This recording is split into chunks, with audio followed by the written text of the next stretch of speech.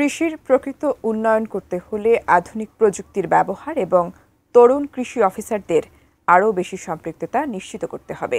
রাজধানীর খামারবাড়ির তুলা ভবনে young agriculture cadre officers forum আয়োজিত এক সেমিনারে একথা বলেন বক্তারা।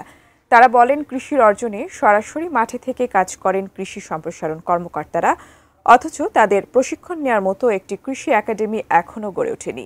ফলে এখনও প্রশিক্ষণ বা অন্য নানা কাজে প্রশাসন ক্যাডারের বিভিন্ন প্রতিষ্ঠানের উপর নির্ভর করতে হয়।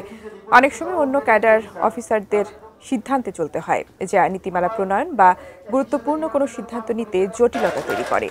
অনুষ্ঠানে কৃষি সম্প্রসারণ অধিদপ্তরের মহাপরিচালক মোহাম্মদ সাইফুল আলম সহ বিসিএস কৃষি ক্যাডারের বিভিন্ন পর্যায়ের কর্মকর্তারা উপস্থিত ছিলেন।